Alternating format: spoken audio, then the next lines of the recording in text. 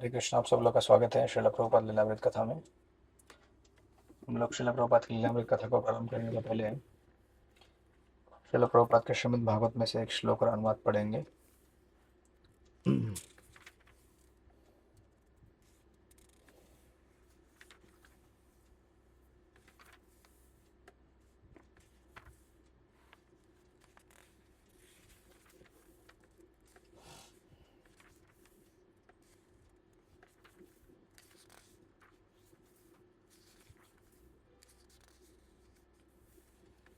आयुर्हरति वैपुंसाम् उद्यन्नस्तं न च यद्नसो तस्यर्थे यत्क्षणो नीतम् उत्तम श्लोक वार्तया। ये श्रीमद् भागवत के द्वितीय स्कंद के तीसरे अध्याय का 17वां श्लोक है। 2.3.17 अनुवाद और तात्पर्य श्रील प्रभुपाद द्वारा। श्रील प्रभुपाद की जय। उदय तथा अस्त होते हुए सूर्य सबों की आयु को क्षीण करता है, किंतु जो सर्वोत्तम भगवान की कथाओं की चर्चा चलाने में अपने समय का सदुपयोग करता है उसकी आयु क्षीण नहीं होती। तात्पर्य: यह श्लोक अप्रत्यक्ष रूप से भक्तिमय सेवा को त्वरित करके भगवान से हमारे भूले संबंधों की अनुभूति कराने के लिए मानव जीवन का सदुपयोग करने की महत्ता की पुष्टि करता है। कहा गया है कि काल तथा ज्वार भाटा किसी की प्रतीक्षा नहीं करते, अतएव सूर्योदय तथा सूर्यास्त के द्वारा व्यतीत होने वाला समय व्यर्थ ही बीतेगा। यदि इसका उपयोग आध्यात्मिक मूल्यों की पहचान के लिए नहीं किया जाता, जीवन काल के किसी छोटे अंश के नष्ट हो जाने पर कितनी भी स्वर्ण राशि देकर इसकी भरपाई नहीं की जा सकती। जीव को यह मनुष्य जीवन इसलिए प्रदान किया जाता है कि वह अपने आध्यात्मिक पहचान एवं अपने सुख के स्थायी स्रोत को जान सके, और वह भी मनुष्य सुख की तलाश में रहता है, क्योंकि सुख जीव का स्वाभाविक अवस्था है, किंतु वह भौतिक परिवेश में व्यर्थ ही उसकी खोज करता है। जीव वैधानिक दृष्टि से परम पूर्ण का आध्यात्मिक स्फुल्लिंग है, और उसके सुख का अनुभव उसके आध्यात्मिक कार्यों से पूर्णता हो पाता है।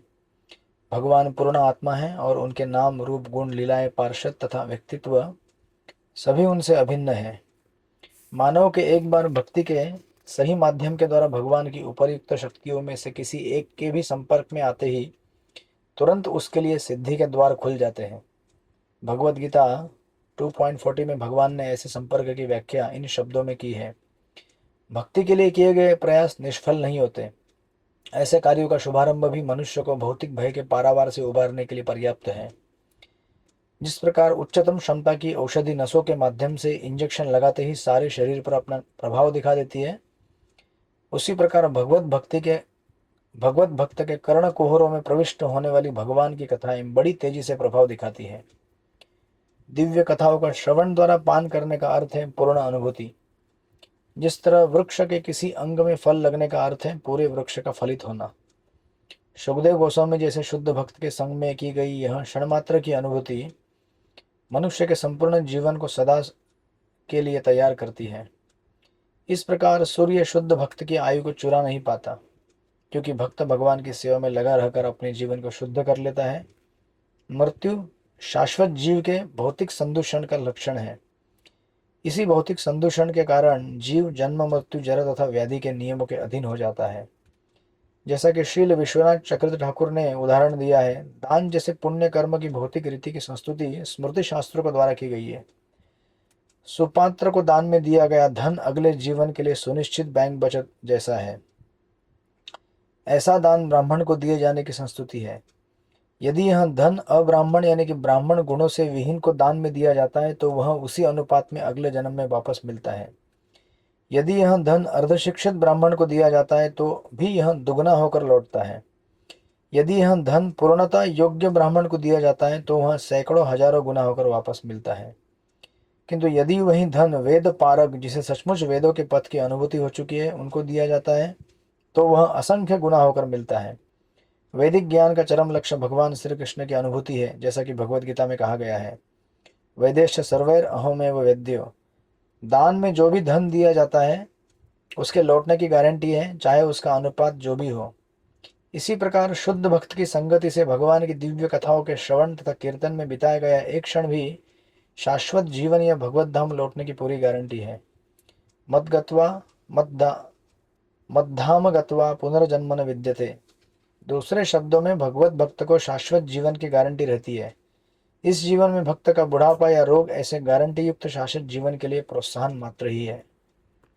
हरे कृष्णा। श्रील प्रभुपाद की जय।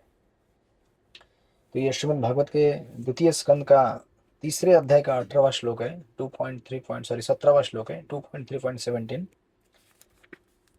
बड़ा ही सुंदर श्लोक है ये, कई बार पॉपुलरली कोटेड बाय प्रभुपाद। आयुर हरति, आयु मतलब उम्र और हरति मतलब घटते जाना। जैसे जैसे सूर्य ढलता है हर दिन, वैसे वैसे हमारे जीवन का एक एक दिन ढलते जाता है। राइट।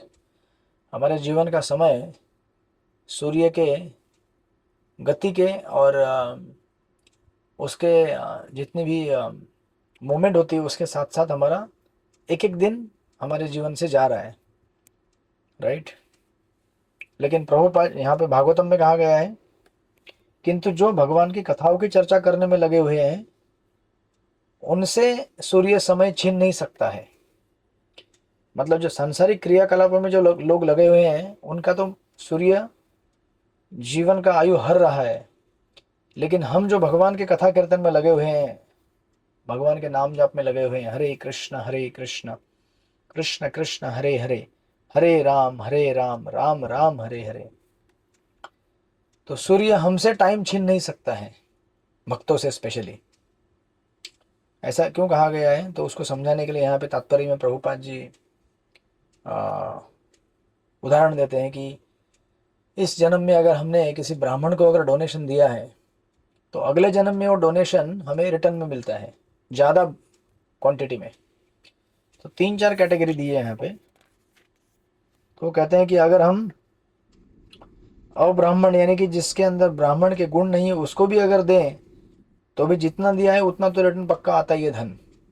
समझो आपने किसी एक व्यक्ति को एक ब्राह्मण को ब्राह्मण समझकर डोनेशन दिया, लेकिन उसके अंदर ब्राह्मण के इतने गुण है भी नहीं, लेकिन फिर भी अगर उसको हमने समझो 100 रुपया दिया तो अगले जन्म में हमको 100 रुपया मिलना ही है रिटर्न में। ये ब्राह्मण के लिए कहा गया है, मतलब जो ज़्यादा ब्राह्मण गुणों से संपन्न नहीं है। और यदि वह धन अर्धशिक्षित ब्राह्मण को दिया जाए तो वह दुगना होकर लौटता है। तो आपने 1 लाख दिया होगा तो 2 लाख बन के आएगा अगले जीवन में। हरे कृष्ण। ठीक है। अगर वो अर्धशिक्षित है तो भी, अगर शिक्षित नहीं है जितना दिया उतना मिलेगा। 1 लाख दिया 1 लाख मिलेगा। अगर वो आधा शिक्षित है तो आपका दुगना होकर लौटता है, 1 लाख का 2 लाख।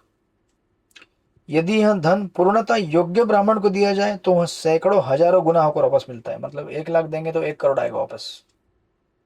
हरे कृष्ण। तो आप इसको ये मत समझिएगा कि अरे भागवतम में ऐसे लिख दिया है क्या। इस जीवन में भी आप देखिए ऐसे कितने सारे लोग रहते हैं जो थोड़ा सा इन्वेस्टमेंट कहीं बिजनेस में करते हैं, 100 रुपये का, 20 रुपये का, 200 रुपये का, और उससे 1000 रुपये कमा लेते हैं। राइट। और दूसरा भी व्यक्ति उसको देख के ट्राई करता है कि मैं भी 200 रुपया इन्वेस्ट करूँ कहीं पे और उससे मुझे 2000 मिल जाए, लेकिन मिलता नहीं उसको। या तो 200 ही मिलता है या 500 ही मिलता है। तो फिर उसका अगर उत्तर चाहिए तो यहाँ पे है। तो पिछले जीवन में अगर उसने किसी ब्राह्मण का सेवा किया होगा तो उसके ब्राह्मण मतलब खाली नाम के लिए ब्राह्मण है, उसको भी डोनेशन देने से भी उतना डोनेशन रिटर्न में आता है हमारे पास। अगर अर्ध शिक्षित शिक्षित है तो डबल आता है, 1 लाख का 2 लाख होगा। अगर पूर्ण शिक्षित है तो 1 लाख का 1 करोड़ होके आता है अगले जन्म में। लेकिन इसके भी आगे प्रभुपाद जी कहते हैं, किंतु यदि यही धन वेद पारग, जिसे सचमुच वेदों के पथ की अनुभूति हो चुकी है, यानी कि परमहंस जैसे महात्मा एकदम ज्यादा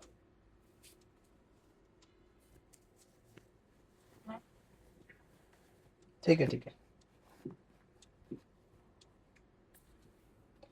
वेद पारग यानी कि जिन्होंने सचमुच वेदों के मार्ग का साक्षात्कार प्राप्त कर लिया है, सेल्फ रियलाइजेशन उनका पूरा हो गया है, आत्म साक्षात्कार। अगर ऐसे ब्राह्मण को भी अगर वो देते हैं तो उनको रिटर्न में आने वाला धन कई कई हजार करोड़ गुना ज्यादा होकर मिलता है। जैसे यहाँ पे कहा गया है, तो वह असंख्य गुना होकर मिलता है। मतलब आप समझिए ना, पहले हमने कैटेगरी क्या देखा था, अगर 1 लाख देगा तो 1 लाख ही मिलेगा। दूसरा कैटेगरी था 1 लाख देगा तो 2 लाख मिलेगा।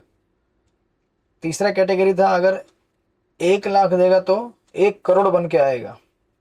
और एक चौथा कैटेगरी जो है, ऐसे भगवान के शुद्ध भक्त को अगर डोनेशन दिया जाए, जो भगवान की भक्ति का विश्व और प्रचार कर रहे हैं, तो उनका दिया हुआ डोनेशन अगले जन्म में 1,000 करोड़ रुपए बनकर रिटर्न में आता है। तो अभी जो लोग अभी लास्ट में अभी अभी क्लास में ज्वाइन हुए हैं, उनको लग रहा होगा आज पैसा बटेगा लगता है क्लास में। हरे कृष्ण, राइट।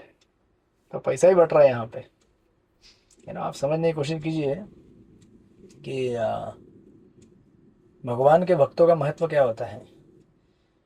भगवान के भक्तों को भगवान कितना महत्व देते हैं। जो भगवान के भक्तों की सेवा करता है, सहायता करता है, वो भगवान के लिए बहुत प्रिय बन जाता है व्यक्ति।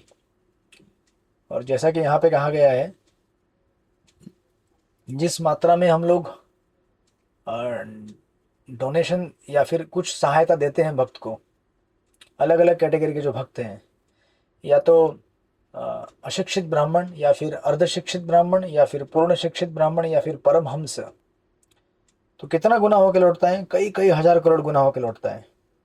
मतलब कहने का अर्थ यह है कि कोई भी भगवान की सेवा कार्य में दिया गया समय या धनराशि उसका कभी नुकसान नहीं होता है, उसका आपको फायदा ही फायदा है, राइट। और इसी चीज को जोड़कर यहाँ पर प्रभुपाद जी कहते हैं कि उसी प्रकार जिस मनुष्य ने अपना समय भगवान के सेवा में लगा दिया है, भगवान का कथा सुनने में लगाया है, भगवान का भजन पूजन में लगाया हुआ है, उसका समय सूर्यदेव नहीं चुरा सकते। क्यों? तो उसको समझाने के लिए और एक उदाहरण दिया जाता है। समझो 2 लोग हमारे पास है। एक व्यक्ति है जिसको 10,000 पगार है, दूसरा और एक व्यक्ति है उसको भी 10,000 पगार है, ठीक है।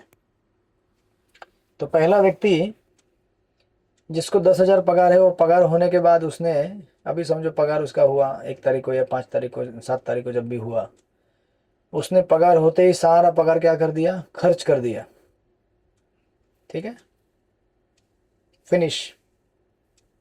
और दूसरा जो व्यक्ति है, उसने क्या किया, 10,000 मिला था, उसमें से उसने 8,000 बैंक में डाल दिया और 2,000 खर्च कर दिया। तो अभी अगर ये दोनों व्यक्ति हमारे पास में आए और अगर हम पूछे पहले व्यक्ति को कि भाई कुछ आपके पास धनराशि है क्या, तो वो बोलेगा कुछ भी नहीं है। क्यों? क्योंकि उसने खर्च कर दिया सारा, राइट। लेकिन दूसरे व्यक्ति को पूछेंगे कि भाई कुछ आपके पास धनराशि है क्या, वो बोलेगा मेरे पास 8,000 है, राइट, लेकिन अभी नहीं है वो। वो भी बोलेगा नहीं है करके, लेकिन एक्चुअली देखा जाए तो उसके पास क्या है, धनराशि है, लेकिन कब मिलेगा वो बैंक में है। जब बैंक में जाके कार्रवाई करेगा, एप्लीकेशन भरेगा, और बैंक वाला तो उसको निकाल के देगा 8,000 रुपया, लो भाई आपका पैसा यहाँ पे जमा किया था।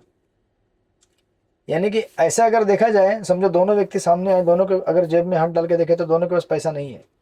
पहले वाले के पास तो है ही नहीं, लेकिन दूसरे वाले के पास पैसा है, लेकिन किधर है, बैंक में है। और अगर वो प्रॉपर एप्लीकेशन करेगा, वो बैंक में निवेदन देगा, तो बैंक में से पैसा निकाल के ले सकता है जब चाहे तब। इसी प्रकार संसार में 2 लोग आपको दिख रहे होंगे, एक है सांसारिक व्यक्ति और एक है भगवान का भक्त। दोनों सांसारिक कार्यों में लगे हुए हैं दिखने के लिए। ऐसा ऐसा दिखता है कि दोनों ही क्या कर रहे हैं, भौतिक जीवन में कुछ ना कुछ कार्य कर रहे हैं। तो दिखेगा कि एक भक्त भी क्या कर रहा है, घर गृहस्थी में कामकाज में लगा हुआ है, और एक अभक्त है, वो भी घर गृहस्थी के कामकाज में लगा हुआ है। तो दिखने में दोनों समान दिखेंगे, लेकिन दोनों में अंतर है। जो व्यक्ति केवल सांसारिक कार्यों में लगा है लेकिन भगवान का सेवा पूजन नहीं कर रहा है, उसका जीवन टोटली क्या है, जीरो है। धीरे धीरे जीरो बनते जा रहा है उसका जीवन। तो कोई बोलेगा कि तो क्या हुआ, भक्त का जीवन भी तो धीरे धीरे जीरो बनते जा रहा है ना। क्या भक्त बूढ़ा नहीं होगा? क्या भक्त को बीमारी नहीं होगी? क्या भक्त को मृत्यु नहीं आएगी? नहीं आएगी ना उसको भी। लेकिन आप ये चीज समझ नहीं रहे हैं कि भक्त अपने जीवन काल में जो भी भगवान का भजन पूजन कर रहा है, महामंत्र का जप कर रहा है, हरे कृष्ण कृष्ण कृष्ण हरे हरे, हरे राम राम राम हरे हरे।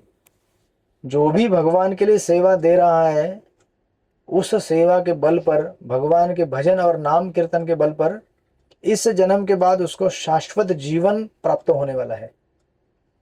वो एक अभक्त की तरह पुनः इस भौतिक जगत में जन्म नहीं लेगा इन सांसारिक कष्टों को भोगने के लिए, अपितु वो इस जगत से पार चला जाएगा, भगवत धाम जाएगा वो, जहाँ पे काल का प्रभाव नहीं है।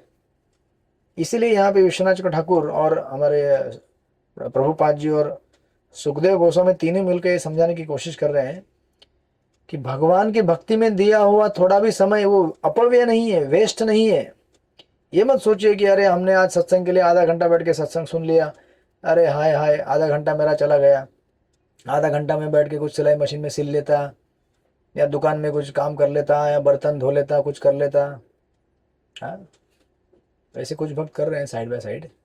क्योंकि भक्ति की यही तो महानता है ना। श्रवण कैसे भी किया जा सकता है। आप घर में कामकाज कर रहे हैं, श्रवण करते रहिए। घर में आप कुछ बना रहे हैं, श्रवण करते रहिए, राइट। और आपको लाभ भी मिल रहा है साइड बाय साइड। लेकिन अभक्त क्या कर रहे हैं, घर गृहस्थी के काम करते करते पिक्चर के गाने सुन रहे हैं, तो वो मृत्यु को अपने पास बुला रहे हैं। बल्कि हम लोग अपने जीवन के कार्यकलाप करते हुए भगवान का नाम कीर्तन कर रहे हैं, भगवान का भजन सुन रहे हैं, तो हम लोग कृष्ण को अपने पास बुला रहे हैं। और कृष्ण क्या करेंगे, हमको इस मृत्यु रूपी संसार से निकालकर भगवत धाम लेके जाएंगे। हाँ, भगवान वो गीता के आई थिंक 12वें अध्याय में आता है, भवामि न चिरात पार्थ मय्य अवेश चेतसाम, है ना। तो आपने देखा होगा ना पिक्चर, एक भक्त पानी में डूब रहा है और ऊपर से गरुड़ जी के ऊपर से विष्णु हाथ दे रहे हैं खींचने के लिए उसको। तो भगवान अगर हमारे जीवन में प्रवेश करेंगे तो हमको यहाँ से भगवत धाम लेके जाएंगे। इसीलिए कोई भी समय भगवान की सेवा में जो हम देते हैं वो कभी भी वेस्ट नहीं होता है, बल्कि ये सबसे बड़ा इन्वेस्टमेंट है। आज हमको समझ में नहीं आया होगा या नहीं आ रहा होगा किसी किसी लोगों को, लेकिन काल क्रम में आप देखेंगे कि मैंने मेरे जीवन में बहुत कुछ किया है ना। घर परिवार बसाया, नौकरी पानी किया, बड़े बड़े बिल्डिंग बांधे, एम्पायर खड़ा किया, सब कुछ किया। लेकिन इन सब में जो सबसे महत्वपूर्ण काम जो हमारे द्वारा हुआ है वो है, जब जब हमें मौका मिला भगवान के नाम जप करने का, हरे कृष्ण कृष्ण कृष्ण हरे हरे, हरे राम राम राम हरे हरे, जब जब हमें मौका मिला भगवान की कथा में बैठने का, हमने उसका उपयोग किया। और उस इन्वेस्टमेंट के बल के ऊपर हमें सनातन काल के लिए भगवान के धाम में रहने का मौका मिला। यानी कि सूर्य हमारे जीवन काल को हर नहीं सका, राइट, जबकि बाकी लोगों का काल हरते जा रहा है वो अभक्तों का, लेकिन हमारा काल हर नहीं सकता वो। क्योंकि हम यहाँ पे जो 5 मिनट आधा घंटा जो बैठ के कथा सुनते हैं, रोज आप लोग सुनते हैं 4 बजे से लेकर 5 बजे 1 घंटा, ये दुनिया की सबसे बड़ी इन्वेस्टमेंट है। और इतिहास में आप ये चीज़ देख पाएंगे आगे जाकर भविष्य में कि मेरे जीवन का सबसे बेस्ट जो अगर बढ़िया टाइम था तो वो था मेरे सत्संग का टाइम। जो मैंने समय सत्संग में बिताया वही जीवन का सबसे अच्छा क्षण था, पल था। और ये केवल अच्छा केवल भौतिक दृष्टि से नहीं कि चलो भाई हम लोग शांति से बैठ के कथा सुने, आनंद आया, लेकिन ये समय यहाँ पे देने की वजह से आपने बैंक में इतना पूंजी जमा कर लिया है कि जब अंतिम समय आएगा हमारा तो भगवान पूरा ये बैंक बैलेंस लेके सामने आएंगे, बोलेंगे देखो तुमने इतना भजन किया था और इस भजन के बल पर मैं आपको भी लेके जा रहा हूँ मेरे धाम में, जहाँ पे आपको पुनः कभी भौतिक शरीर लेना नहीं पड़ेगा और जहाँ पे केवल आनंद ही आनंद रहेगा। इसीलिए भगवान के भक्ति में, भगवान के सेवा में, भगवान के भजन पूजन में, भक्तों की सेवा में बिताया गया समय कभी भी वेस्ट नहीं होता है। This is greatest investment. भगवान के भक्त अगर हम हैं तो हम सबसे बड़े हो ना स्मार्ट बिजनेसमैन है। कैसे? सांसारिक लोग जो होते हैं वो भी बिजनेसमैन बनने की कोशिश करते हैं, लेकिन बिजनेसमैन मतलब क्या? कम इन्वेस्टमेंट ज़्यादा रिटर्न, राइट। हम लोग खाली 1 घंटा देते हैं, लेकिन 1 घंटे के बदले में हमें क्या मिल रहा है? सनातन काल के लिए हमको शाश्वत जीवन प्राप्त हो रहा है। तो भक्त हो गया क्या ना बड़ा इन्वेस्टमेंट ना बुद्धिमान, राइट। तो भगवान के भक्त अपना हृदय, अपना दिल, दिमाग ऐसी जगह पे इन्वेस्टमेंट नहीं करते जहाँ पर उन्हें केवल रिटर्न में दुख ही दुख मिलेगा, जहाँ पे धोखा मिलेगा उनको। भगवान के भक्त बड़े बुद्धिमान होते हैं, वो अपने दिल, अपने दिमाग, बुद्धि को ऐसे जगह इन्वेस्टमेंट करते हैं इन्वेस्ट करते हैं जहाँ से उनको मिलने वाला रिटर्न उनको इस संसार के परे लेके जा सकता है। अभी इस समय में आनंद ले रहे हैं और इस जीवन के तत्पश्चात अनंत काल के लिए आनंद प्राप्त करेंगे। तो इसलिए ये जो श्लोक यहाँ पे पर्टिकुलर दिया जा रहा है, या फिर हम अभी प्रभुपाद के लीलामृत देखेंगे, ऐसे अनेक अनेक भक्तगण प्रभुपाद से जुड़ेंगे जो कुछ समय के लिए प्रभुपाद की सेवा करेंगे फिर चले जाएंगे, लेकिन कोई प्रॉब्लम नहीं है उसमें। जो भी समय उन्होंने प्रभुपाद जी को दिया वो उनके जीवन का सबसे अनमोल पल था और वह उनको शाश्वत जीवन की गारंटी आगे देगा। जैसे हमारे इस्कॉन के पूर्व हिस्ट्री में एक भक्त थे, आपने नाम भी सुना होगा, हिज होलीनेस हयग्रीव स्वामी महाराज। पहले नाम उनका हयग्रीव ही था। सबसे पहले प्रभुपाद को जो बुक्स को जिन्होंने इंग्लिश ग्रामर वगैरह प्रभुपाद का करेक्शन करते थे, एडिट करते थे, हयग्रीव प्रभु जो प्रभुपाद को मिले थे, तो वो इंग्लिश के प्रोफेसर थे। आगे आएगा उनका उल्लेख इन्हीं अध्याय में। तो उन्होंने प्रभुपाद का बहुत सेवा किया, बाद में इस्कॉन में रहे, फिर दीक्षा लिए, सन्यासी भी बन गए, लेकिन फिर उन्होंने इस्कॉन छोड़ दिया एक समय में। प्रभुपाद जी के जाने के बाद कुछ समय बाद उन्होंने इस्कॉन छोड़ दिया और सांसारिक चीज़ों में व्यस्त हो गए समहाउ, किसी कारणवश। तो लेकिन जब एक बार वो यहाँ पे घूमने आए थे इंडिया में, गोवा, तो अभी सांसारिक जीवन में तो मजा मस्ती करो, घूमो यहाँ पे, पूर्व जीवन उन्होंने प्रारंभ कर दिया था अपना। तो यहाँ पे आए, इंडिया में घूम रहे थे, एक बार गोवा में घूम रहे थे, तो अचानक उनके भयंकर दर्द होने लगा शरीर में, सहन ही नहीं कर पाए उस पीड़ा को, हॉस्पिटल में एडमिट करना पड़ा। और हॉस्पिटल में एडमिट करने के बाद पता चला कि उनको कैंसर हो गया है। हरे कृष्ण। तो जब उनको कैंसर हो गया तो वो सोचने लगे कि अभी मैं क्या करूँ जीवन में, मुझे क्या करना चाहिए अभी। आप देखिए, जब आपको ज़रूरत पड़ेगी ना, भगवान उसी समय आपका रिटर्न लेके आएंगे। आपने पहले जो इन्वेस्टमेंट किया था ना, पैसा पानी, वो आपको यहाँ पे रिटर्न में मिलेगा। तो इन्होंने क्या सोचा, अब मुझे क्या करना चाहिए, नहीं मुझे अभी न्यू वृंदावन जाना चाहिए। उस समय न्यू वृंदावन में, अपना न्यू वृंदावन तो प्रोपत के टाइम से वेस्ट वर्जीनिया में है, तो उधर सेवा करते थे। तो बोले नहीं मुझे न्यू वृंदावन जाना है। मतलब एक आधे घंटे, 2 घंटे, 3 घंटे के अंदर पूरा लाइफ ही चेंज हो गया। बोले अभी मुझे नहीं रहना है यहाँ पे, मुझे सब संसारिक चीज़ों में लिप्त नहीं रहना, मुझे न्यू वृंदावन जाना है। और वहाँ चले गए न्यू वृंदावन, भक्तों के सानिध्य में रहे। उस समय वहाँ पे अपने परम पूज्य राधानाथ स्वामी महाराज भी थे, तो उनके साइड में बैठ के वो बुक पढ़ते थे उनके लिए, कृष्णा बुक। और महाराज जी के में उसमें कथाओं में महाराज जी कहते हैं कि हयग्रीव महाराज कह रहे थे कि देखो कृष्ण मेरे पर कितनी कृपा की है, प्रभुपाद जी कितनी कृपा की है। हाँ, मैं संसार में इस तरह से कचरा और गंदगी में सड़ रहा था, मुझे वहाँ से उठा के यहाँ पे लेके आए और मेरे जीवन के अंतिम दिनों में वापस पुनः मेरे को भगवान की भक्ति में लेके आए। राइट। और वो कह रहे थे कि शायद मुझे अगर कैंसर नहीं होता तो मैं यहाँ पे नहीं आता था। तो भगवान ने क्या सोचा, इसको अभी कैंसर दे देते हैं, ये पुनः वापस आएगा हमारे पास। राइट। तो महाराज जी ने उस समय वहाँ पे समय बिताया, भगवान का भजन किया इंटेंस तीव्रता से।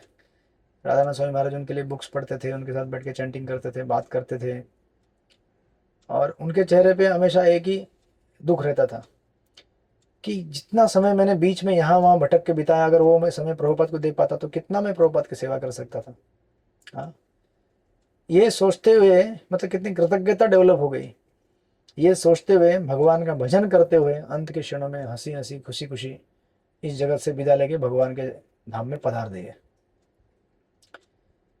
तो अभी सोचिए आप कि हम सब क्या सोचते हैं कि हमने इतना समय दिया, सेवा किया, वो किया, इसका हमें क्या मिलेगा। देखिए ये मिलेगा हमको। जीवन के 2 महत्वपूर्ण क्षण होते हैं, हमारा जन्म और मृत्यु। इस संसार में सब लोग जन्म लेते ही है ना, बिना जन्म लिए तो कोई आया नहीं, कोई आकाश से टपका तो है नहीं, कोई है तो बताइए। कोई डायरेक्ट पेड़ पे लटक के नीचे गिर गया खजूर के, ऐसा तो कोई है नहीं। राइट। हम सब लोग जन्म लिए हैं, और भी कैसा लिए हम जानते हैं, रोते रोते हुए, दुख पाते हुए। फिर हम लोग जीवन काल में भी कष्ट पाए हैं, दुख पाए हैं, अभी भी कष्ट पा रहे हैं, दुख पा रहे हैं, गर्मी हो रहा है। हाँ। थोड़े दिन में बरसात होगा घनघोर, उसका कष्ट झेलेंगे, फिर सर्दी होगा उसका कष्ट झेलेंगे। जो त्रिताप है, आध्यात्मिक, आदिदैविक, आदि भौतिक, सारे कष्ट पा ही रहे ना हम संसार में। लेकिन सबसे इंपॉर्टेंट टाइम होता है डिपार्चर का। इस संसार में सब लोग तो रोते रोते हुए आते हैं ना, तो कौन सा गाना है वो, रोते हुए आते हैं सब, हंसते हुए जो जाएगा वो, हाँ, क्या कहलाएगा, भक्त कहलाएगा। राइट। ये संसार में सब लोग रोते हुए आते हैं क्योंकि सांसारिक लोग हैं, लेकिन यहाँ से हंसते हुए जो जाएगा वही भक्त कहलाएगा। वाहेगुरु महाराज खुशी खुशी इस जगत से विदा लेते हैं। यानी कि जो सेवा उन्होंने प्रभुपाद जी को दिया था वो फेल नहीं गया, जब जरूरत पड़ी उनको रिटर्न में आ गया वो, और इस तरह से आया कि प्रभुपाद उनको छोड़े नहीं, बोले मैं आपको साथ में लेके जाऊंगा भगवत धाम। राइट। तो इसीलिए हमें कभी निराश नहीं होना चाहिए जब कभी छोटा मोटा अप डाउन जीवन में आता है। भक्ति में कभी कभी ब्रेक आ जाता है भौतिक कारणों की वजह से। वैसे भक्ति किसी भौतिक कारण से बाधित नहीं होती है, परंतु हमारे अंदर जो अनर्थ हैं या फिर हमारी जो पूर्व वृत्तियां हैं, संस्कार है, उनकी वजह से अगर कभी ब्रेक आना लग भी जाए तो चिंता नहीं करना, वापस आएंगे आप लोग ट्रैक पे, जो हम इस कथा में पढ़ रहे हैं। राइट। तो इस तरह से ये इस श्लोक का आशय है। और यहाँ पे प्रभुपाद जी जब हम लीलामृत में देख रहे थे लास्ट टाइम, हम लोग अध्याय नंबर 4 पे क्लोज करके अध्याय नंबर 5 पे एंटर किए थे, जहाँ पर प्रभुपाद जी डॉक्टर मिश्रा के अपार्टमेंट रूम नंबर 507 से शिफ्ट होके 307 में चले गए थे न्यूयॉर्क में। तो डॉक्टर मिश्रा मायावादी थे, उनके साथ रहकर प्रभुपाद जी कुछ ठीक से प्रचार नहीं कर पा रहे थे, क्योंकि डॉक्टर मिश्रा उनको बोलने देते नहीं थे। वो कहते थे कि स्वामी जी आप खाली कीर्तन करो। लेकिन प्रभुपाद के कीर्तन में तो वही तो मैजिक है ना, कि प्रभुपाद के कीर्तन ने क्या मैजिक किया आपको आगे दिखेगा यहाँ पे। तो हमने देखा था लास्ट टाइम कि अपार्टमेंट नंबर 307 में शिफ्ट होने के बाद प्रभुपाद जी ने वहाँ पे वीकली क्लासेस चालू कर दिए थे। बुधवार बुधवार सोमवार बुधवार और शुक्रवार 3 दिन, है ना, ऐसे ही शाम को क्लास होता था। आपका अभी यहाँ पे 4 से 5 हो रहा है ना, रोज होता है। उनका 3 दिन होता था प्रभुपाद जी का, भगवत गीता के ऊपर क्लासेस होते थे। सो जब ये वीकली क्लासेस चालू हुए तो प्रभुपाद ने वो छोटा सा जो रूम था, रूम नंबर 307 सॉरी 305 सॉरी 307, उसको एक छोटा सा एक टेम्पल जैसा बना दिया था कि ये टेम्पल है ना, अमेरिका का पहला सेंटर इस्कॉन का। तो वहाँ पर वो 3 दिन क्लास करते थे।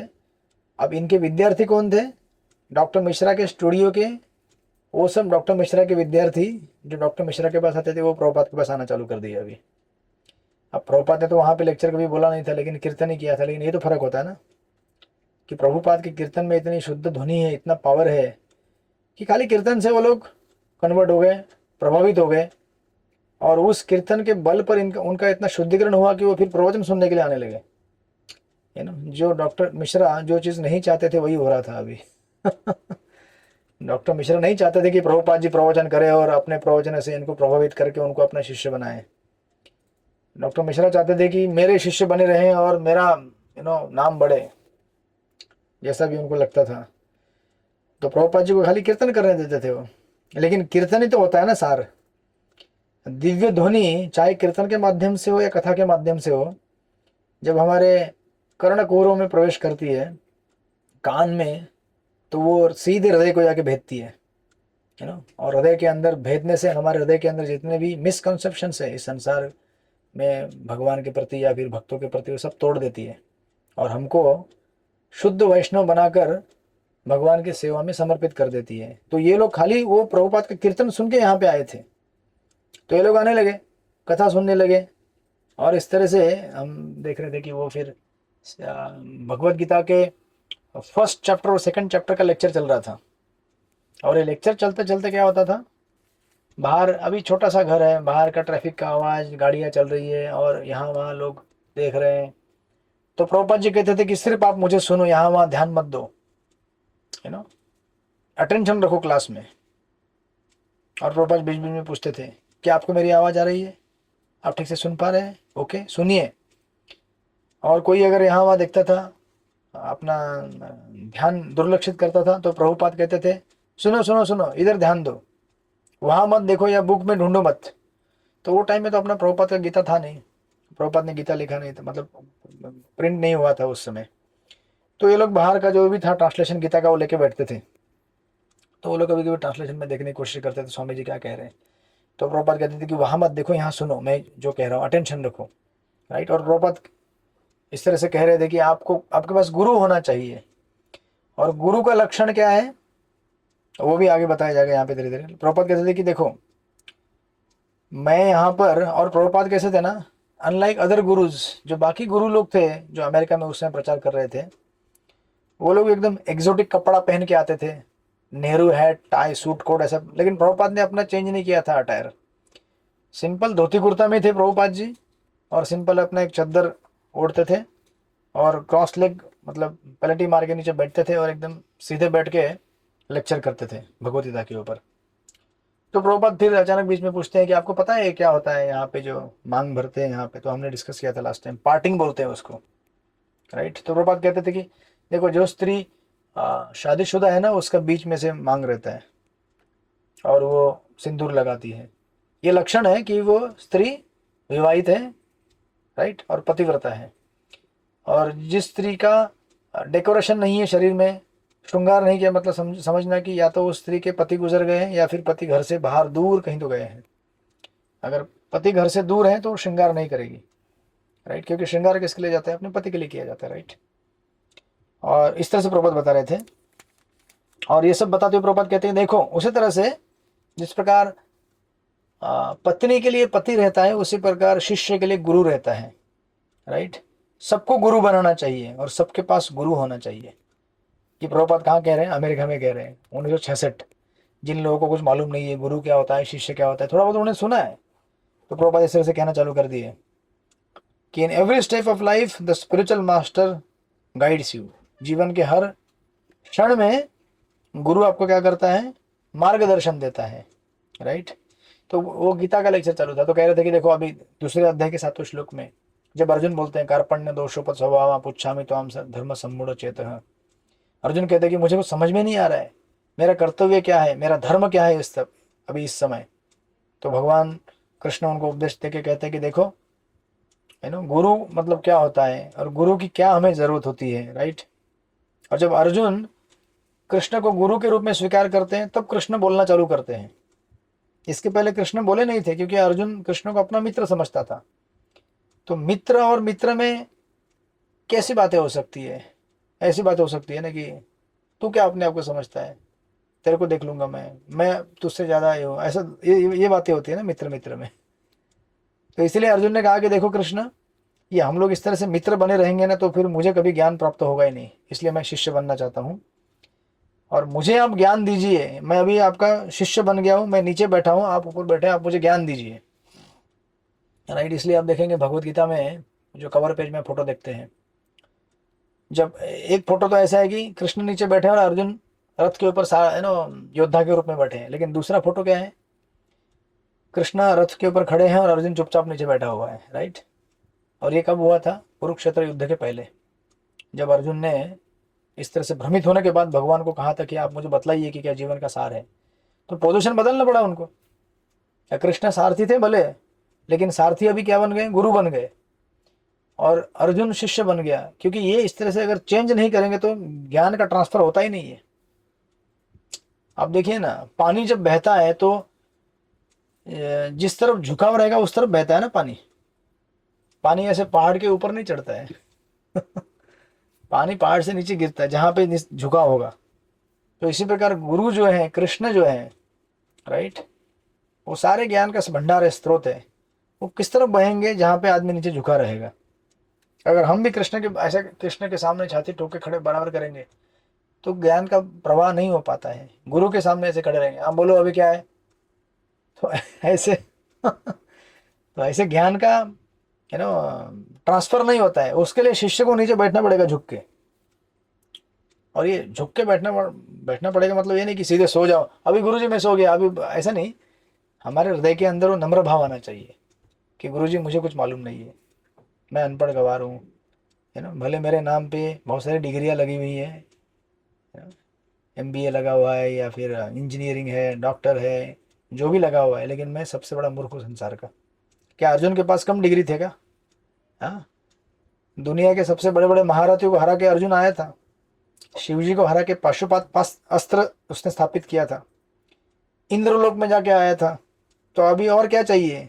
इंद्रलोक और इंद्रलोक में जाके इंद्र के समान ऐश्वर्य और एक आसन पे बैठ के आया था। शिवजी जैसे महान भगवान के जो गुणावतार है उनको परास्त किया था। तो इससे बड़ा मेडल तो था नहीं उसके पास, मतलब संसार के सबसे बड़े बड़े मेडल थे इसके पास, राइट। लेकिन इन मेडल से क्या होता है? संसार के बड़े बड़े एजुकेशन मेडल्स ये सब हमको जब हमारे जीवन में संकट आएगा, खास करके हमें समझ में नहीं आएगा कि अभी क्या करना है जीवन में, किस चीज़ से हमारा कल्याण होगा और किस चीज़ से हमारा नुकसान होगा, जब हमको समझ में नहीं आएगा उस समय हमें कृष्ण जैसे गुरु के सामने झुकना पड़ेगा। उधर ऐसे करके नहीं होता है। जानते हो मैं कितना पढ़ा लिखा हूँ? मेरे नाम के आगे पीछे 20-20 डिग्री है, MBA, PhD, DST, CST, TST जो भी लगा है, ऐसे लंबा लंबा लाइन लगा रहता है ना। तो अर्जुन झुक गया उधर, बोला नहीं समझ में आता है, आप मुझे समझाओ कृष्ण, और वो समझने के लिए मुझे नीचे झुकना ही पड़ेगा। तो आप यहाँ पे प्रभुपाद जी कहते हैं देखो इसीलिए ये समझा रहे लोगों को, वहाँ जितने भी बैठे ना उनके उस रूम में, बोले देखो इसीलिए गुरु की आवश्यकता होती है। और जीवन के शुरुआत में से अगर आपने सही सही गुरु नहीं लिया, गलत गुरु लिया तो पूर्ण जीवन गलत, सही गुरु लिया तो पूर्ण जीवन सही, ऐसे प्रभुपाद समझा रहे हैं। That's why, right, then your whole life is spoiled if you have chosen the wrong guru. और प्रभुपाद कहते हैं कि अतः उसमें कोई प्रश्न पूछता है, एक व्यक्ति प्रश्न पूछता है, अच्छा स्वामी जी तो फिर एक गुरु बराबर है कि गलत है वो कैसे पता करें हम? एक बोनाफाइड स्पिरिचुअल मास्टर कौन होता है? सही गुरु की पहचान कैसे होती है? तो प्रभुपाद उसको कहते हैं देखो सही गुरु ढूंढना है तो तुम्हें थोड़ा सा आध्यात्मिक ज्ञान तो होना चाहिए कि गुरु क्या होता है। जिस प्रकार अगर आप मार्केट में सोना खरीदने जा रहे हैं, अभी तो नहीं खरीद रहे होंगे। हाँ, अभी मोदी जी ने कहा है खरीदो मत, तो अलग बात है। लेकिन अगर आपको मार्केट में सोना खरीदने जाना है तो सोना चीज क्या होती है ये तो आपको थोड़ा बेसिक ज्ञान होना चाहिए ना। नहीं तो जाएंगे मार्केट में पीतल लेके आएंगे, बोलेंगे सोना मिल गया, सोना मिल गया, राइट। इस तरह से हम लोग ठग जाएंगे। उसी प्रकार आज मार्केट में बहुत सारे डुप्लीकेट गुरु भी घूम रहे हैं। अगर आपको गुरु कौन है मालूम नहीं रहेगा तो आप मार्केट में जाके पीतल वाला गुरु लेके आएंगे और सोना वाले गुरु को छोड़ देंगे। तो कोई भी गुरु अगर प्रामाणिक है तो क्या बोलता है वो बोलेगा आपको बेटा इधर आओ। तो अगर शिष्य बोलेगा गुरु जी मुझे आशीर्वाद दीजिए, तो गुरु ये नहीं बोलेंगे जाओ बेटा तथास्तु तुम्हें आशीर्वाद है, जाओ ठीक है 5,000 रुपये यहाँ पे रख के जाना, जाओ तुम्हारा कल्याण हो गया। सही सही गुरु क्या बोलते हैं शिष्य को? हाँ उसको डोनेशन देना है दो, नहीं देना है नहीं दो, अलग बात है। गुरु शिष्य को बोलते हैं कि तुम रोज भगवान का नाम जाप करो, राइट, तुम 4 नियम पालन करो, मांसाहार मत करो, जुआ मत खेलो, नशा मत करो, व्यभिचार मत करो, रोज 16 माला करो। ऐसे कहने वाले गुरु कितने मार्केट में? बहुत कम है ना। अधिकांश गुरु तो यही बोलेंगे अरे तुमको जो करना है करो लेकिन मेरी गुरु भक्ति करते रहो। हर महीने आके डोनेशन देते जाओ, बाकी आप कुछ करो नहीं करो मुझे कुछ फर्क नहीं पड़ता है। वो खाली बोलते हैं कि तुम अच्छे बने रहो। अच्छे कैसे बने रहेगा जब तक साधना नहीं करेगा?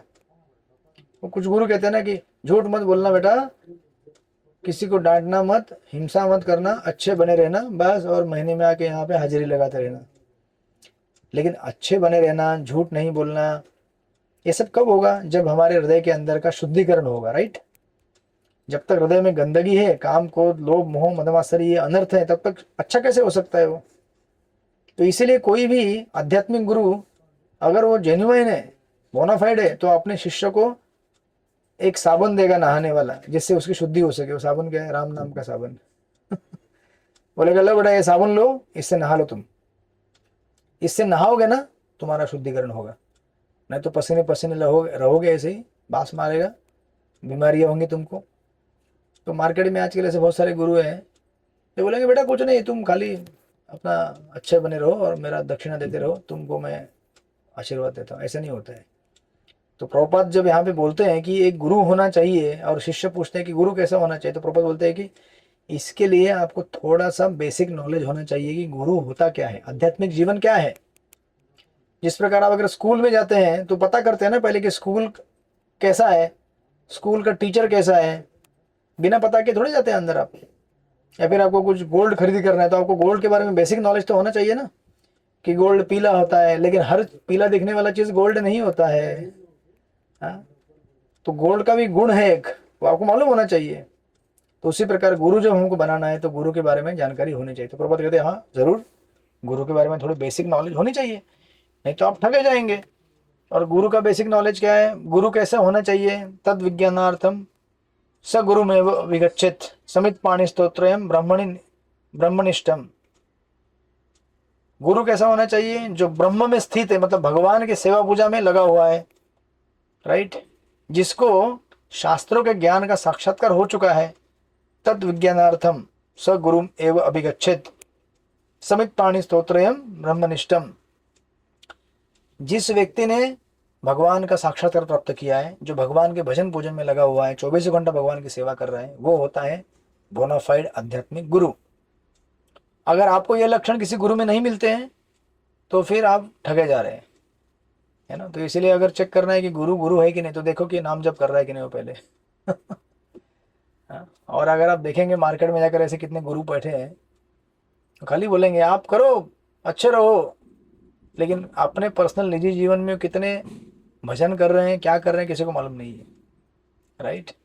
सो दैट्स वाई प्रभुपाद कहते हैं कि यस, जब तक हमें बेसिक नॉलेज नहीं होगा आध्यात्मिक जीवन का, आध्यात्मिक जीवन क्या है, शिष्य क्या होता है, गुरु क्या होता है, तब तक आप बोनाफाइड प्रॉपर गुरु सिलेक्ट कर ही नहीं पाएंगे। इसलिए प्रभुपाद कह रहे कि श्रवण करो, सुनो, मैं आपको समझा रहा हूं ना आध्यात्मिक जीवन क्या होता है, भगवद गीता में क्या संदेश दिया गया है। इस तरह से जब इस तरह से ये प्रश्नोत्तर चल रहे हैं और जो ऑडियंस है उसको हाँ स्वामी जी आपने सही कहा, परफेक्ट, ये बराबर मैच कर रहे हैं, राइट, ये आंसर मुझे समझ में आया। इस तरह से प्रभुपाद जब लेक्चर कर रहे हैं उस न्यूयॉर्क के उस रूम में गीता के ऊपर, तो कभी कभी प्रभुपाद का आवाज एकदम इंटेंस हो जाता है, कभी एकदम धीमे हो जाता है, और कभी कभी इंटेंस जब होता है इतना इंटेंस हो जाता है, तीव्र हो जाता है, तो प्रभुपाद कहते हैं वहां पे लेक्चर में कह रहे हैं, राइट। और यहाँ पे सत्सुर महाराज लिखते हैं, प्रभुपाद जी कह रहे हैं देखो ये बहुत ही अर्जेंट है, भगवान की भक्ति करना बहुत ही अर्जेंट है। और प्रभुपाद जी अर्जेंट अर्जेंट क्यों कर रहे हैं, प्रभुपाद जी कह रहे हैं कि आप कुछ भी करके ये भगवान की भक्ति करो, भक्त बनो, फटाफट भगवान का भजन पूजन स्टार्ट करो। ऐसा इसीलिए कह रहे हैं क्योंकि प्रभुपाद जी जब उस समय न्यूयॉर्क में प्रवचन उनका, प्रभुपाद का उम्र कितना था, 70 साल। और प्रभुपाद जी सोच रहे थे कि कभी भी मैं इस जगत से विदा ले सकता हूँ, लेकिन मेरे जाने के पहले कम से कम एक व्यक्ति तो भगवान का भक्त बने, ये प्रभुपाद सोच रहे हैं। और अगर आप देखेंगे जब प्रभुपाद जी रशिया में गए थे, आपको मालूम रहेगा वो एपिसोड, रशिया में एक तो उस समय एंट्री अलाउड नहीं था हरे कृष्णा वालों को, किसी भी धर्म को एंट्री नहीं था, सोवियत यूनियन उस टाइम का कम्युनिस्ट कंट्री, तो उधर एंट्री किसको था, मतलब नॉर्मल बिजनेस बिजनेस सब करने वाले, लेकिन धर्म गुरु के लिए एंट्री नहीं था। तो कैसे तो प्रभुपाद को एंट्री मिल गया, तो भी बोले कि आपके साथ में कोई भी बुक नहीं होना चाहिए, ग्रंथ नहीं होना चाहिए, धार्मिक ग्रंथ, ठीक है, तो आपको देते हैं। और अंदर प्रभुपाद आए थे तो भी उनके पीछे पूरा गार्ड लगा दिया था, पूरा चेक करने के लिए कहाँ जाते हैं, किससे मिलते हैं। तो आपको पता रहेगा वो एपिसोड जब प्रभुपाद जी इस तरह से रशिया के लिए निकले थे, तो अभी गीता तो अलाउड नहीं था, गीता कैसे लेके जाएंगे, लेकिन भगवान तो भगवान होते हैं ना, अपना प्लान बनाते हैं।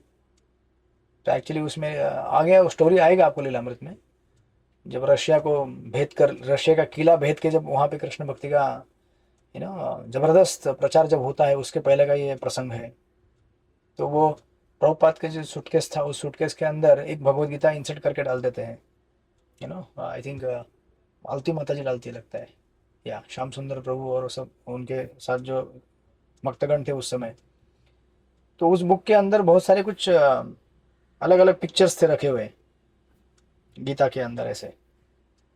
तो जब कस्टम में चेक करते हैं ना आपका बैग, तो पुलिस वाले चेक कर रहे थे कि क्या है निकालो बैग में दिखाओ। तो अभी प्रभुपाद समझ गए थे कि अभी गया, बाकी जो भक्तगण थे उनको भी लगा था कि भी गया गीता, अभी चलो पकड़ लेंगे और हमको भी जेल में डाल देंगे, क्योंकि कोई रिलीजियस पुस्तक लेने के लिए अलाउड नहीं था। तो जब वो कस्टम वाले ने खोला तो उस बुक के अंदर बहुत सारा चीज़ ऐसा डाला हुआ था कि बुक ऐसे लिया तो हाथ से सब गिर गया, सारा चीज़ गिर गया। सारे पेपर यहाँ वहाँ गिर गए। तो बेचारा पुलिस वाला एम्बेरस हो गया, बोला अरे sorry sorry sorry Swami ji, क्या क्या गिर गया आपका। तो एक एक एक ऐसे खटखट करके उसको इकट्ठा किया, बैग में डाल दिया, बोले जाओ आगे बढ़ो। इस तरह से भगवत गीता रशिया के अंदर एंट्री कर गया, है ना। भगवान की योजनाएं भी जबरदस्त योजनाएं होती है। अब प्रभुपाद जी उस गीता को लेके अंदर गए, और आप जानेंगे, हैरान होंगे, किसी से मिलने की परवाह नहीं, मतलब ये नहीं था वहाँ पे किसी रिलीजियस, खाली एक प्रोफेसर से मिले, वो प्रोफेसर कटोस्की से मिले थे प्रभुपाद जी। बाकी कहीं कुछ प्रवचन करने के लिए परमिशन नहीं, कहीं कीर्तन करने के लिए परमिशन नहीं, कुछ नहीं। एक लड़का, खाली एक लड़का उनको मिला था रशिया में प्रभुपाद जी को। कैसे तो मिला वो लड़का, उस एक लड़के को प्रभुपाद जी ने गीता दी, उसको 1-2 घंटे में समझा दिया पूरा कृष्ण भक्ति क्या होती है, कैसे होती है। और प्रभुपाद बाद में वहाँ से रशिया से रिटर्न आ गए। वो एक लड़के ने क्या किया, उस गीता को पढ़ा, प्रभुपाद के संघ ने उसको इतना चेंज कर दिया, 1-2 घंटे का जो संघ उसने लिया था, प्रभुपाद ने 1-2 घंटे में सब कुछ बता दिया। 4 नियम क्या होते हैं, भगवान की भक्ति क्या होती है, 16 माला के सब कुछ बता दिया। और ये व्यक्ति, उसने बाद में उस गीता का अध्ययन किया, और इस गीता को अभी बांटना तो मना था ना वहाँ पे, तो इसने इस गीता को हैंड कॉपी बना के अंडरग्राउंड बांटा, और एक नेटवर्क खड़ा हो गया पूरा भक्तों का। एक एक करके कॉपी बनाते थे गीता का, बांटते थे, एक एक करके कॉपी बनाते थे, बांटते थे, बुक डिस्ट्रीब्यूशन। इस तरह से ये पूरा फैल गया रशिया में, और आज आप देखते हैं कितने भक्त हैं रशिया में, हजारों भक्त हैं, हजारों। रशिया, यूक्रेन, उस प्रांत में प्रारंभ कहाँ से हुआ था, एक पुस्तक से, राइट। एक पुस्तक और एक एक भक्त खाली। उसी प्रकार प्रभुपाद यहाँ पे जो न्यूयॉर्क में प्रचार कर रहे थे, प्रभुपाद कह रहे थे इमरजेंसी, इमरजेंसी, जल्दी करो। मतलब प्रभुपाद के प्रवचन में इतना इंटेंसिटी है, इतनी तीव्रता है, कि प्रभुपाद जानते कि अगर समय रहते अगर कोई भक्त नहीं बना और मैं चला गया, तो आगे इनको समझाने वाला कोई नहीं है, राइट। इतना इमरजेंसी में प्रभुपाद लेक्चर दे रहे हैं, और प्रभुपाद सोच रहे हैं, सो behind the formal delivery of Krishna consciousness philosophy is an anxiety and almost desperate desire to convince at least one soul to take up Krishna consciousness immediately। कम से कम एक व्यक्ति तो भगवान का भक्त बन जाए, फिर वो एक व्यक्ति पूरे अमेरिका में भक्ति को फैला देगा, ऐसा प्रभुपाद का इच्छा था, राइट। सो इस तरह से उस रूम में लेक्चर होते थे, हो रहे हैं, और प्रभुपाद जी सोच रहे थे वहाँ पे। ससुर महाराज लिखते हैं कि प्रभुपाद जी अब एकदम फ्री है, बिंदास बोलने के लिए फ्री है, कि तुम जप करो, भगवान निराकार नहीं, भगवान साकार है, ईश्वर की आराधना करना ही सबसे बड़ा धर्म है, भगवान का नाम लेना कलयुग का सबसे बड़ा साधन है भगवान की प्राप्ति करने का। हरे कृष्णा कृष्ण कृष्ण हरे हरे, हरे राम राम राम हरे हरे। इस तरह से प्रभुपाद समझा रहे थे पूरा उनको, राइट। और प्रभुपाद ये सब समझाते समझाते प्रभुपाद कह रहे थे कि हमें हमें हमें हमें हमें हमेशा भगवान को याद करना चाहिए। भगवान शक्तिशाली है, उनसे शक्तिशाली कोई नहीं है, भगवान सबसे सुंदर है, उनसे कोई और सुंदर नहीं है, राइट। देखिए इस कुरुक्षेत्र की युद्ध भूमि में भगवान कितने सुंदर लग रहे हैं, प्रभुपाद प्रवचन में कह रहे हैं उनके, राइट। और फिर प्रभुपाद कहते हैं, आपने किसी ने कृष्ण को देखा है, कृष्ण को देखा है। तो अभी ऑडियंस जो वहां बैठा है ना, वो एक दूसरे को देखता है, भाई तूने देखा है क्या, तूने देखा है क्या। क्योंकि इन्होंने कभी कृष्ण के बारे में सुना ही नहीं है, कभी जानते नहीं है कृष्ण कौन है। और प्रभुपाद किसको प्रचार कर रहे हैं, इस ऑडियंस को प्रचार कर रहे हैं, राइट। और ये 307 न्यूयॉर्क का ये रूम, एक स्वामी जी बैठ के उन लोगों को प्रचार कर रहे हैं जिन्होंने कभी कृष्ण के बारे में सुना ही नहीं है, राइट। लेकिन फिर भी प्रभुपाद जी लेक्चर करते जा रहे हैं इस उम्मीद में कि ये लोग समझेंगे धीरे धीरे कृष्ण कौन है, राइट। और देन ऑफकोर्स प्रभुपाद फिर आगे लेक्चर करते करते कहते हैं कि तीर्थ स्थान में जाने का सही अर्थ क्या होता है। तीर्थ स्थान यानी कि आप वृंदावन जाएंगे, ऋषिकेश जाएंगे, मायापुर, जगन्नाथपुर जाएंगे। तीर्थ यात्रा करने का सबसे महत्वपूर्ण भाग क्या है। तो प्रभुपाद कहते हैं तीर्थ यात्रा जाना मतलब केवल एक आंखों से एक पिकनिक करने जाना नहीं, कि मैंने साइट सीइंग करके आ गया, मैंने देखा बहुत बड़ा बिल्डिंग देखा, इवन मैंने भगवान को भी देखा, राइट। ये नहीं है तीर्थ यात्रा जाने का अर्थ। वो तो भगवान के दर्शन तो आप करेंगे, धाम को देखेंगे, लेकिन वो कहते हैं तीर्थ यात्रा करने का सही अर्थ है वहां पे रहने वाले जो साधु संत है उनका संग करना, उनसे श्रवण करना। नहीं तो आप देखिए ना, अगर गंगा का अगर प्रवाह देखेंगे तो गंगा ऐसे अनेक प्रांतों में बहती है, इवन कलकत्ता में गंगा बहती है, लेकिन कलकत्ता के लोग स्नान करने के लिए, गंगा स्नान करने के लिए हरिद्वार जाते हैं, मालूम है आपको? अच्छा, गंगा जी वहां भी बहती है कलकत्ता में, तो फिर वो लोग हरिद्वार क्यों जाते हैं स्नान करने के लिए? क्या गंगा का कब ताकत कम हो गया यहाँ पे? नहीं, गंगा जी का ताकत तो हरिद्वार में भी है, कलकत्ता में भी है, लेकिन फिर भी लोग कलकत्ता से हरिद्वार जाते हैं गंगा स्नान करने के लिए, क्योंकि हरिद्वार वो केवल स्नान करने का स्थान नहीं, स्नान तो होता ही है वहां पे गंगा जी का, लेकिन वहां पे भगवान के भक्तों से मुलाकात होती है ना, क्योंकि भगवान के भक्त तो कलकत्ता में नहीं घूमेंगे, आपको सभी कलकत्ता में है, भगवान के भक्त हमारे इस्कॉन के हैं, लेकिन इन जनरल कह रहा हूं मैं, भगवान के भक्त आपको कहाँ में मिलेंगे? धाम में मिलेंगे। तो इसीलिए जब हम तीर्थ स्थान के बारे में उल्लेख करते हैं, तीर्थ स्थान में जाना है, घूमना है, इसका अर्थ है कि तीर्थ स्थान में उन ऐसे शुद्ध महात्माओं को ढूंढ के निकालना जिनके मुख से हम लोग कथा और कीर्तन का श्रवण कर सके, और फिर साथ में धाम दर्शन कर सके, भगवान का दर्शन कर सके, नाम कीर्तन कर सके, ये सब उसमें सम्मिलित हो गया। इस तरह से ये धाम में जाने का अर्थ होता है। प्रभुपाद समझा रहे अपने ऑडियंस को, राइट। और उसके बाद फिर अचानक एक लड़की पूछती है, एक माता पूछती है कि ये जो धाम होता है, क्या उसमें मैग्नेटिज्म होता है? मैग्नेटिज्म, गुरुत्वाकर्षण, मैग्नेटिज्म जानते हैं ना, मैग्नेट, चुंबक कैसे खींचता है एक दूसरे की चीज़ों को। तो वो पूछती है, isn't it also a fact that there is some magnetism because of meeting saints and more advanced people? कि धाम में एक जादू होता है, हमको खींच के लेता है ना उधर, वो चुंबक की तरह।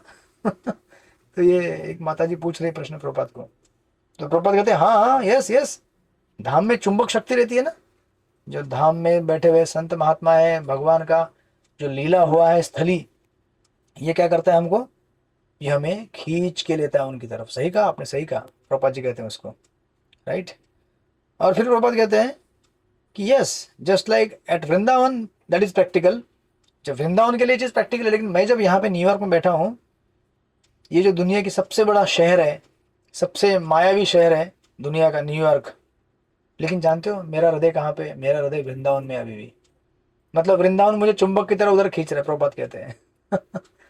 कहते हैं कि मैं भले यहाँ पे हूँ, न्यूयॉर्क में हूँ, but my heart is hankering for Vrindavan. तो माता जी को उत्तर मिलता, बोलते वाह वाह प्रभुपाद, वेरी नाइस, बहुत अच्छा बहुत अच्छा, आपने बहुत सुंदर उत्तर दिया। धाम में क्या है? चुंबक शक्ति है। आप यहाँ पे बैठे न्यूयॉर्क में, लेकिन आपको वृंदावन वहाँ पे खींच रहा है, राइट। प्रभुपाद कहते हैं हाँ यस, मुझे वृंदावन बुला रहा है, लेकिन मैं यहाँ पे दुखी, यहाँ पे मैं ना सुखी नहीं हूँ, मुझे बहुत यहाँ पे अच्छा नहीं लग रहा है, क्योंकि मैं धाम से दूर हूँ। लेकिन फिर प्रभुपाद कहते हैं, तो वो स्त्री बोलती है हाँ स्वामी जी, मैं जानती हूँ कि आपको यहाँ पे आनंद नहीं आ रहा है, क्योंकि आप तो अपना धाम छोड़ कर आए हैं ना, अपना घर छोड़ के आए हैं। तो प्रभुपाद कहते हैं हाँ सही कहा आपने, लेकिन आप जानते हो अगर मैं चाहूँ तो मैं वृंदावन जा सकता हूँ वापस, लेकिन फिर मैं क्यों नहीं जा रहा हूँ वृंदावन? तो प्रभुपाद कहते हैं मैं क्यों नहीं जा रहा हूँ न्यूयॉर्क से वृंदावन, क्यों नहीं जा रहा हूँ? मैं अगर चाहूँ तो यहाँ से वृंदावन जा सकता हूँ, लेकिन मैं नहीं जा रहा हूँ। क्यों? तो प्रभुपाद कहते हैं because it is my duty, क्योंकि ये मेरा कर्तव्य है। क्या कर्तव्य है? I have brought some message for you people, मैंने आप सब लोगों के लिए कुछ संदेश लेके आया हूँ। और वो संदेश, संदेश मतलब खाने का संदेश नहीं, तो वो भी, और प्रभुपाद ने वो भी दिया उन लोगों को। खाने वाला संदेश भी दिया बाद में, वो संदेश भी, और संदेश मैसेज, मैं आप लोगों के लिए भगवान का संदेश लेके आया हूँ। देखो अगर मैं चाहूँ तो मैं धाम में शांति से बैठ के अपना भजन पूजन कर सकता हूँ, मुझे कुछ नहीं, अच्छा लगेगा एकदम, लेकिन मैं इतना सारा कष्ट किसके लिए उठा रहा हूँ? क्योंकि मैं भगवान का सेवक हूँ। अगर मैं धाम में बैठ के अपना भजन करूँगा तो मेरे स्वार्थ के लिए होगा, वो मेरा भला होगा उसमें, लेकिन आपका भला कैसे होगा? इसलिए मैं मेरे भले की खाली चिंता न करते हुए आपका भी सबका भला हो, इसलिए मैं भगवान का संदेश लेकर यहाँ पे आया हूँ। तो ये प्रहलाद महाराज का सुंदर श्लोक है ना, वो भागवत के 7वें स्कंद में। तो प्रहलाद महाराज कहते कि देखो नरसिंहदेव, मुझे किसी चीज़ का भय नहीं है, लेकिन मुझे भय किसका है और मुझे दुख किसके लिए है? मेरे पर्सनली जीवन में कोई दुख हो नहीं सकता, क्योंकि मैं तो आपका भजन कर रहा हूँ। जो भजन कर रहा है उसको दुख क्या हो सकता है भाई, राइट। तो फिर दुख किस बात का है मुझे? कहते हैं कि संसार में जो लोग आपसे विमुख होकर सांसारिक क्रियाओं में लगे हुए लोग हैं, जो दुख पा रहे हैं, ऐसे मूर्खों को देखकर मुझे दुख हो रहा है। और इसीलिए मैं हिमालय में एकांत में बैठ के तपस्या करने की जगह पे, बड़े बड़े शहर जहाँ पे ऐसे अनेक अनेक आपके जो है ना, अंश हैं, जीव हैं जो कष्ट पाते हुए भोग रहे हैं, घूम रहे हैं, मैं उनके बीच में जाके रहना चाहता हूँ, ताकि मैं उनको आपके बारे में समझा सकूं, आपका नाम श्रवण कीर्तन दे सकूं उनको। तो ये प्रहलाद महाराज का भाव था। इसलिए प्रभुपाद जी भी कई जगह पे कहते हैं कि जो एकांत में किया गया भजन होता है वो तो अच्छा ही है, लेकिन वो केवल अपने स्वार्थ के लिए है, राइट, कि अपना उद्धार हो इसके लिए। लेकिन अगर हम भगवान के संदेश को लेकर किसी बड़े मेट्रो शहर में जाके वहां पे संघर्ष करते हुए भगवान का भजन का प्रचार कर रहे हैं, तो इसमें सबका लाभ होता है, राइट। और प्रभुपाद जी कहते हैं कि देखो, एक घर में रहने वाली गृहिणी और हिमालय में रहने वाला एक योगी, दोनों में क्या समानता है। प्रभुपाद जी कहते हैं कि देखो, अगर मेरी एक शिष्या है जो घर में घर गृहस्थी के कामकाज संभालते हुए मेरा एक पुस्तक को वितरण करती है ना, दुकान में जाके, बाजार में जाके, कहीं स्कूल में या कहीं भी एक गीता का वितरण करती है, तो वो इतना शुद्धिकरण प्राप्त कर सकती है जितना एक योगी भी प्राप्त नहीं कर सकता हिमालय में कठिन से कठिन तपस्या करने के बाद भी।